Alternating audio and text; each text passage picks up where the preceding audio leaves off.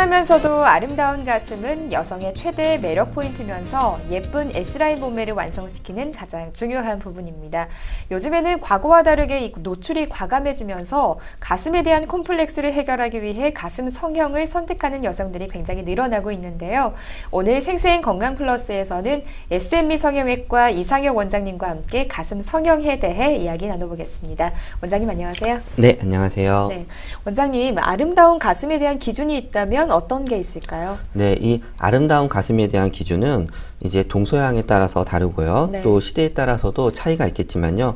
가슴 형태가 이제 일정 부분 처지거나 이제 늘어지지 않고 알맞은 크기의 위로 솟아오른 모양을 가지게 되고요. 네. 또 양쪽 가슴이 똑같은 크기와 모양을 갖는 것이 아름다운 가슴이라고 할 수 있습니다. 네. 이 정면에서 볼 때는 쇄골의 중심과 양쪽 가슴의 유두를 연결해서 이제 정삼각형 모양을 하면 훨씬 더 아름답다고 하고요. 네. 양쪽 가슴 유두를 중심으로 양쪽 가슴 사이가 대략적으로 한 18에서 22cm 정도를 이루면 저희가 아름답다고 보고 있습니다. 네. 또 이 위에서 내려다 볼 때는 가슴 중앙 부위가 약간 바깥쪽으로 향하고 있는 형태가 되는 것도 좋다고 할 수 있는데요. 네. 가슴의 모양은 이런 어떤 사발형보다는 자루형, 이런 원추형일 때가 더 아름답고 매력적입니다. 이 양쪽 유두를 지나는 이 탑 바스트 둘레를 기준으로 봤을 때요. 평균 체형의 동양 여성의 경우에는 대개 엉덩이 둘레보다 1, 2인치 정도 이제 작은 것이 적당히 보이고요. 한쪽 네. 가슴의 부피는 대략적으로 이제 200에서 300cc 정도면 아름다운 가슴에 해당된다고 할 수 있습니다. 네, 그렇다면 이 한국인들이 가장 선호하는 가슴 사이즈는 어떻게 되나요? 네, 실제로 이제 성형 상담을 하다 보면 대부분의 경우가 70에서 80% 정도는 꽉 찬 B컵을 선호하는 것이 사실입니다. 네. 그리고 물론 이제 뭐 아주 작은 A컵이나 C컵을 선호하는 경우도 있지만 과거에 비해서는 좀 사이즈가 커져가는 추세고요. 네. 또 이런 꽉 찬 B컵을 이제 우리 그 신혼여행 가기 전에 우리가 결혼 정보 업체에서 예비 신랑 신부들을 상대로 조사를 했는데요. 네. 남녀 공이 한 70% 정도에서 꽉 찬 B컵 정도가 가장 이쁘다 이런 조사 결과도 있습니다. 네. 그렇다면 이제 그 이상적인 가슴 사이즈를 위해서 가슴을 확대하려면 좀 어떠한 방법들이 있을까요? 네, 근데 단순히 작은 가슴 사이즈를 키우기뿐만이 아니고 이제 유방의 발육이 충분히 이루어지지 않아서 몸매에 비해서 작은 유방을 가진 경우나 이제 출산 후에는 이제 가슴이 이제 탄력이 떨어지고 밑으로 이제 처져지고 이제 작아지는 게 되는데요. 네. 이런 것을 이제 커버하기 위해서 우리가 가슴 확대 수술을 하게 되고 현재 많이 이제 대중화되고 있는 추세입니다. 네. 이제 보통 사이즈가 아주 작다면 이제 보형물을 이용한 가슴 성형을 하는 것이 좋은데요. 이런 경우에는 이제 수술에 대한 이제 부담감이나 회복 기간에 대한 이제 여유가 없는 경우에는 또 마취에 대해서 이제 너무 부담이 큰 경우에는 자가지방을 이용해서도 가슴 확대를 할 수 있습니다. 네. 이런 가슴 확대 성형에 있어서 가장 핵심이 되는 것은 자연스럽게 수술한 티가 나지 않는 것이므로 이제 보형물이나 보형물의 크기를 선택하거나 보형물의 모양을 선택할 때 이제 의사와 충분히 협의를 하신 다음에 선택을 하는 것이 좋습니다. 네. 방금 말씀을 하셨지만 이 보형물을 선택하는 게 또 가장 중요할 것 같은데요. 보형물의 종류에는 어떤 것들이 좀 있나요? 네, 이제 과거에는 대부분 우리가 생리 실험수 팩이라 그래서요.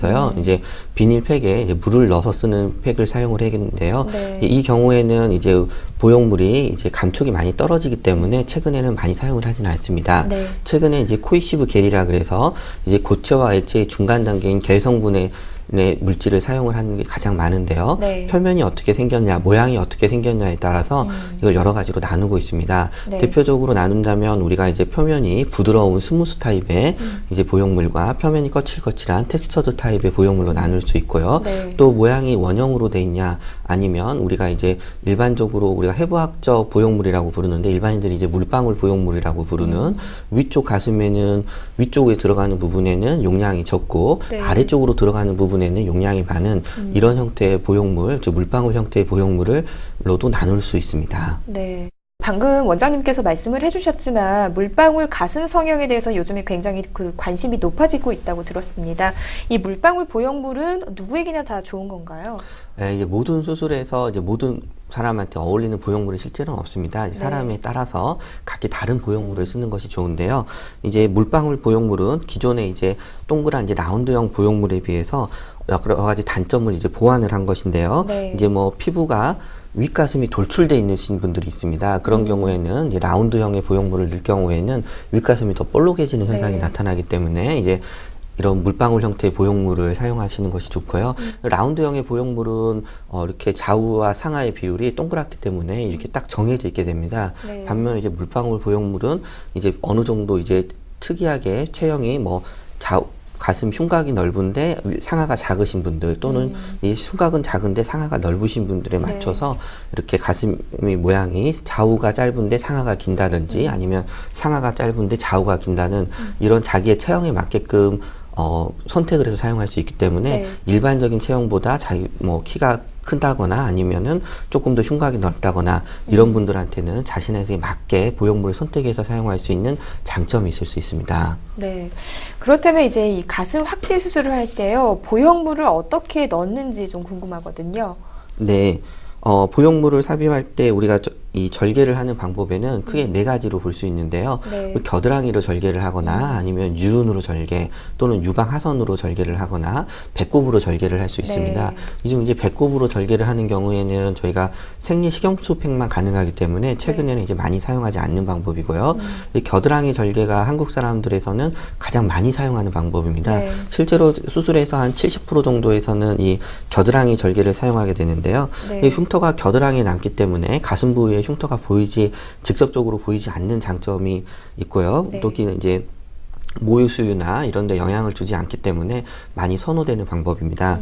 두 번째로 이제 유륜주의 절개를 하는 방법도 있는데요. 네. 이 유륜주의 절개는 유륜을 통해서 들어가기 때문에 유선이라고 하는 것이 이제 유륜을 통해서 올라오게 되는데 네. 일부 이제 유선이 잘리게 되겠죠. 그래서 이제 모유수유가 끝나신 분들에서는 상당히 좋은 방법이지만 이제 모유수유에 좀 지장을 줄 수도 있습니다. 네. 또 이 유선이 잘리면서 약간 그 염증 같은 것이 이제 유주비 안쪽에 분비되면서 합병증 같은 게 생길 수 있기 때문에 네. 그런 부분에 있어서 좀 단점이 될 수는 있고요. 네. 또 이제 가슴 밑선 절개는 실제로 서양에서는 대부분의 가슴 수술 가슴 밑선 절개로 하게 됩니다. 네. 이 가슴 밑선 절개는 의사가 이제 시야를 확보하기 용이하기 때문에 훨씬 더 안정적으로 이제 부작용이 적게 수술할 수 있다는 장점은 있습니다. 네. 다만 이 가슴 밑선 절개를 하게 되면 이 가슴 밑에 흉터가 보이기 때문에 가슴 부분에 흉터가 보이는 것 때문에 한국에서는 많이 선호하진 않지만 최근에 많이 증가되고 있는 추세입니다. 네. 뭐 겨드랑이 또 유륜 주위 그리고 가슴 밑선 배꼽 절개 이렇게 네 가지 절개 부위가 있는데 이 부위를 통해서 보형물이 들어가는 위치는 또 어떻게 결정이 되는 건가요? 네, 이 보형물이 들어갈 수 있는 공간은 크게 우리가 가슴에 있는 근육, 즉 이 대형근이라는 큰 근육이 있게 되는데요. 네. 이 근육을 기준으로 해서 나누게 됩니다. 네. 이 근육 위에 넣는 것을 우리가 근육 위에 넣어서 이 가슴 밑에, 가슴 조지 바로 밑에 있는 곳에 보형물을 위치시킬 수도 있고요. 네. 또 이 근육을 들어준 다음에 근육 밑에 넣을 수도 있습니다. 네. 또 이제 최근에는 이 위쪽은 근육 밑에 들어가게 되고 아래쪽은 이제 가슴 조직 밑에 나는 우리가 이중평면법이라고 부르는데요. 이제 네. 그런 방법으로도 선호를 하고 있는 게 사실입니다. 네. 이 중에서 이제 대흉근, 즉 이 대흉근 위에 넣는 경우에는 실제로 가슴이 좀 크신 분들 같은 경우에는 이 자기 가슴이 많이 만져지기 때문에 근육 위에 넣는 것이 좋다고 되어 있고요. 네. 이 가슴이 작으신 분들이 수술하시는 경우 우리가 이제 그 기준을 보통 A컵이 꽉 차는 정도로 보는데요.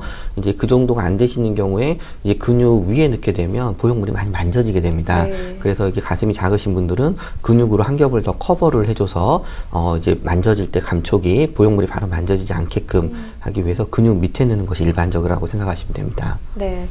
요즘에는 이 가슴 확대 수술을 할 때 내시경을 통해서 많이 한다고들 하던데요. 기존의 수술법과는 어떻게 좀 다르나요?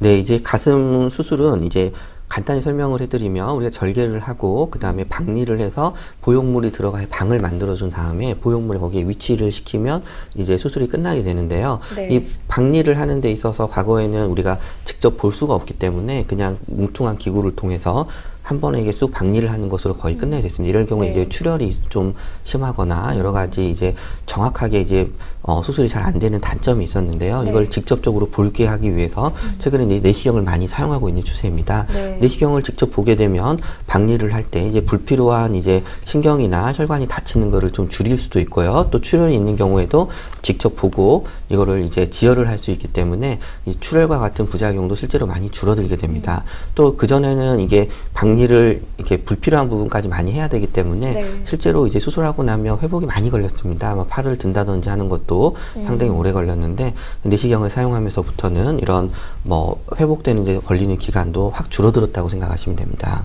네. 요즘에는 이 보형물 말고도요, 그 지방 이식을 이용하는 경우가 있죠. 네, 최근에 이제 지방 이식을 이용해서도 이제 가슴 확대 수술을 할 수 있는데요.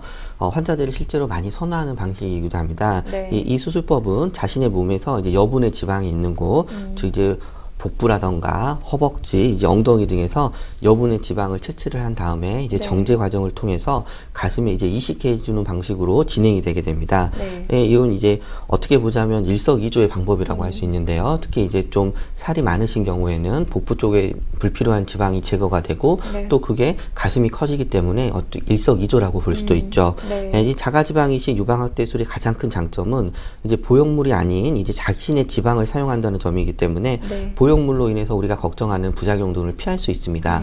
이물질로 인한 이물 반응이라던가 이런 반응을 피할 수 있기 때문에 가장 좋은 방법이라고도 할 수 있습니다. 네. 그런데 이제 문제는 이런 자가지방 이식 유방 확대술은 비교적 이제 다량의 지방이 필요하게 되는데요. 좀 많이 마르시거나 지방이 많지 않은 경우에는 이 수술 자체가 힘들 수 있고요. 네. 또 이게 지방을 다량으로 빼서 넣는다 그러더라도 다 살지 않기 때문에 확대하는 데 이제 한계가 있습니다. 그래서 네. 한 컵 정도 많이 크지 않고 자연스럽게 한 컵 정도 확대하는 데는 크게 무리가 없지만 네. 큰 가슴을 원하시는 경우에는 하는데 좀 어려움이 따를 수 있습니다. 네. 그렇다면 이 가슴 확대 수술을 했을 때 뭐 마사지랄지 관리 같은 건 어떻게 해야 될까요? 네, 이제 가슴 확대 수술을 하게 되면 이제 수술 후에 관리도 상당히 중요하게 되는데요. 이제 가슴 보형물과 이제 뭐 어떤 수술을 받았는지에 따라서 관리가 각각 차이가 나게 됩니다. 일반적으로 우리가 이제 표면이 이제 민들민들한 스무스 타입의 경우에는 네. 수술하고 나서 이제 가능한 일찍 이제 마사지를 해서 네. 이제 보형물을 위치를 잡아주고 그 위에 있는 근육을 풀어주고 이런 식으로 해서 마사지를 하는 게 도움이 된다고 되어 있는데요. 네. 표면이 이제 거칠거칠한 이제 텍스처드 타입이라고 부르는데 이런 경우에는 가슴 마사지를 너무 일찍 하시게 되면 출혈이 생길 수 있습니다. 네. 표면이 거칠하기 때문에 네. 그래서 한 달 정도는 절대로 이제 마사지를 하시지 않는 것이 좋고요. 또 이제 마사지를 하지 않더라도 본인이 뭐 강하게 자극적으로 만진다거나 다른 사람이 가슴을 강하게 만진다거나 이런 걸 한 달 정도 좀 피하는 것이 좋습니다. 네. 네, 그리고 이제 지방 이식을 하신 경우에도 가능하면 경락이나 마사지를 하게 되면 이식한 지방이 죽을 수 있기 때문에 네. 마사지를 피하는 것이 좋다고 생각하시면 됩니다. 네. 그러면 이 가슴 성형을 했을 때 부작용 같은 거는 따로 없나요? 네, 이제 부작용이 없는 수술은 없는데요. 이제 네. 부작용은 이제 가슴 수술로 인한 부작용 대부분 이제 구형 구축이나 이제 보형물이 뭐 파열이 된다든지 이제 이런 것이 가장 큰 부작용이라고 할 수 네. 있습니다. 확률은 대략적으로 우리가 좀 100명 중에서 한 1.3명 정도 보고 있는데요. 네. 이런 게 이제 뭐 발생을 하더라도 어느 정도 이제 의사가 다시 해결이 가능하기 때문에 네. 발생한 경우에는 의사와 상의를 통해서 해결을 하시는 것이 좋습니다. 네. 그러면 이 수술을 하기 전과 또 수술하고 나서 후에 주의사항이 있다면 어떤 게 있어요? 네, 이제 수술을 하시기 전에는 이제 8시간 전부터 이제 금식을 하시는 것이 가장 중요하고요. 네. 수술 전에는 이제 특별히 드시는 약이 있으면 미리 의사와 상의를 한 뒤에 꼭 먹어야 되는지 아니면 중단해야 되는 약인지 네. 미리 확인을 하는 것이 좋습니다. 네. 또 이 수술 후에는 이제 하루나 이틀 정도는 안정을 취하시는 것이 좋고 네. 팔을 많이 쓰거나 이제 가슴을 많이 움직이는 것을 하게 되면 출혈이 있다거나 이제 뭐 회복이 되는데 오래 걸리기 때문에 그런 건 좀 피하는 것이 좋습니다. 네, 원장님 그런데요. 요즘에는 이 가슴이 작아서 확대 수술을 하는 분들도 있지만 가슴이 너무 커서 이제 가슴 축소 수술을 하는 여성분들도 좀 있다고요. 네, 실제 사실입니다. 네. 큰 가슴을 가진 여성들은 이제 가슴 컴플렉스가 또 상당히 오히려 작은 가슴보다 더 큰 경우도 상당히 많습니다. 네. 그래서 가슴 확대가 아니고 이제 가슴 축소 수술을 하게 되는데요. 네. 이제 평균보다 너무 큰 가슴은 우리가 생각하면 외형적인 부분에만 영향을 줄 것 같은데 그거보다 건강에도 상당히 영향을 주게 됩니다. 네. 그래서 이제 거대 유방증은 우리가 이거 가슴이 큰 경우를 거대 유방증이라고 부르는데요. 네. 이제 어깨가 아프다거나 또는 이제 심지어는 이제 이 목에 이 디스크가 오는 경우까지 있고요. 네. 그리고 항상 자세를 이제 움츠리기 때문에 자신감이 없어 보이고 스트레스를 많이 받는 경우도 많습니다. 네. 이런 경우 이제 한국 여성의 평균 가슴 사이즈가 대략적으로 한 200에서 250cc 정도라고 보는데요. 네. 이제 뭐 이제 C컵이 맞지 않는 D컵, E컵의 경우에는 이제 약간 이제 가슴 비대가 있다. 이렇게 생각을 하시면 되고요. 네. 뭐 중증도 비대는 우리가 400에서 600cc 정도, 그리고 이제 600에서 800cc는 우리가 비대라고 부르고요. 네. 또 이게 너무 크셔서 이제 한 1.5kg 정도, 뭐 1500cc 이상 되시는 분들도 많은데요. 네. 이런 경우에는 우리가 거대 유방증으로 따로 분류하고 있습니다. 네, 원장님 그러면 이 가슴 축소 수술은 어떻게 하시는 건가요? 네, 이런 거대 유방증의 경우에는 이제 허리, 어깨 등의 통증을 유발하게 되는데요. 네. 이제 출산 후 가슴이 커지거나 처진 경우 또는 이제 좌우의 크기가 다른 경우에도 가슴 축소나 이제 교정을 원하시는 경우도 많습니다. 네. 이 가슴 축소술은 이렇게 가슴이 큰 여성의 지방과 그리고 이제 유방 조직 그리고 이제 여분의 피부를 제거함으로써 더 작고 이제 더 탄력 있고 이제 아름다운 가슴을 만들어주는 수술 방법입니다. 네. 예, 가슴 축소술은 워낙 이제 다양한 방법이 있는데요. 이 여러 가지 다양하고 복잡한 방법이 있지만 자신에게 가장 적절한 방법을 선택을 해서 의사와 상의한 후에 수술을 받으시는 것이 좋습니다. 가장 이제 수술이 적은 방법은 유륜 주위를 절개해서 이제 가슴 조직을 잘라내는 방법인데요. 네. 이 경우에는 이제 유륜으로만 우리가 절개를 하기 때문에 흉터가 유륜에만 남아서 이 흉터가 적은 장점이 있을 수 있습니다. 네. 다만 이 많은 양의 지방을 절제를 할 수는 없기 때문에 심한 거대 유방증의 경우에는 이 수술이 불가능하다고 할 수 있습니다. 네. 예, 최근에는 한국에서는 가장 많이 사용하는 게 이제 수직 절개법이라고 하는데요. 네. 이 수직 절개법은 이 유륜 부위 절개를 한 거에다가 아래쪽으로 이제 절개를 연장을 해서 하게 됩니다. 네. 이 절개법은 우리가 한 1kg까지도 크게 문제 없이 제거가 가능하고요. 네. 이 흉터도 이제 아래까지는 너무 연장해서 생기지 않기 때문에 최근 한국에서 가장 많이 사용하는 방법입니다. 네. 또 옷자형 절개로 수술을 하는 방법이 있는데요. 네. 이 경우는 심한 과대 유방증의 경우에 이제 아래까지 흉터를 남기게 되면서 많은 부위의 피부와 그리고 지방과 이 유방 조직을 절제를 하는 방법인데 네. 흉터가 크기 때문에 아주 심한 거대 유방증이 아니면 최근에는 잘 사용하지는 않고 있습니다. 또 이 가슴 축소술은 이제 우리가 생각하면 유방에 이제 보형물을 넣지 않기 때문에 그냥 간단한 수술로 생각을 하실 수도 있는데요. 네. 실제 수술은 가슴 확대 수술에 비해서 시간도 훨씬 오래 걸리고 출혈도 조금 더 될 수 있기 때문에 훨씬 더 복잡한 수술입니다. 네.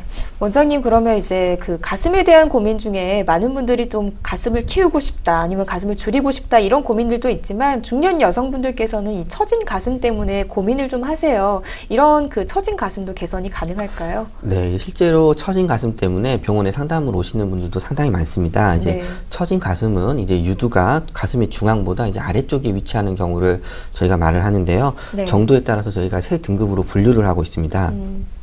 가슴 처진 정도가 이제 심하지 않으면서 비교적 이제 가슴이 작은 경우에는 우리가 가슴 확대 수술만으로도 가슴의 크기를 키우면서 동시에 이 가슴의 처진 정도를 교정을 할 수가 있습니다. 네. 또 가슴 처짐이 이제 중간 이상인 경우에는 수술 후에 흉터를 최소화하기 위해서 이 유륜 주위에만 절개를 놓고 가슴의 안쪽 조직을 이제 원추형으로 만든 다음에 이를 가슴 벽에 고정시키는 방법으로 수술을 진행을 하게 되고요. 네. 한데 이제 가슴이 많이 처져서 심한 경우에는 가슴 축소술과 마찬가지로 수직 절개를 가한다거나 또는 이제 옷자형 절개를 통해서 수술을 해야만 합니다. 네. 이 가슴 축소술도 마찬가지로 처진 가슴 교정술과 마찬가지로 이 난이도가 높은 수술이고요. 특히 네. 이제 처진 가슴은 모유수유 등으로 인해서 가슴이 처지는 경우가 많은데요. 단순히 처진 가슴을 올리는 경우에도 가슴 축소에 비해서 간단하고 이제 부분 마취로도 수술이 가능한 경우도 상당히 많습니다. 네. 그렇다면 또 이제 그 유방암 수술로 인해서 가슴을 절제하신 분들도 혹시 복원이 가능할까요?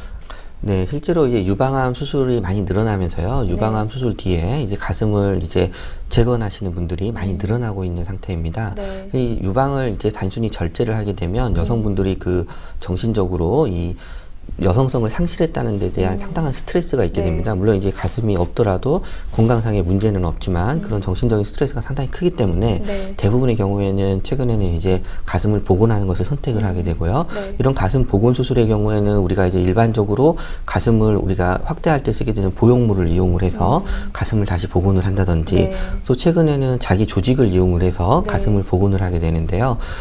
피판술이라고 부르게 되는데 복부나 또는 등에 있는 살을 우리가 근육과 같이 이 혈관, 신경 등을 같이 한꺼번에 옮겨서 가슴 부분에 다시 위치를 바꿔주게 됩니다. 이런 네. 피판술을 하기도 하고요. 최근에는 또 유리 피판술이라 그래서 복부에 있는 살을 이제 신경과 혈관을 따로 발라서 완전히 뜯어낸 다음에 겨드랑이에 있는 신경과 혈관을 이어주면서 이 복부 피판술, 유리 피판술로 복원해주는 이 난이도가 높은 수술로도 많이 발전하고 있는 상태입니다. 따라서 이렇게 가슴 수술하고 나서 정신적인 이 절제 수술 뒤에 많은 스트레스를 받으시는 경우에는 이제 의사와 한 번 정도 이제 가슴을 복원하는 것에 대해서 고민을 해보시는 것도 상당히 도움이 될 수 있습니다. 네. 원장님 오늘 좋은 답변 감사합니다.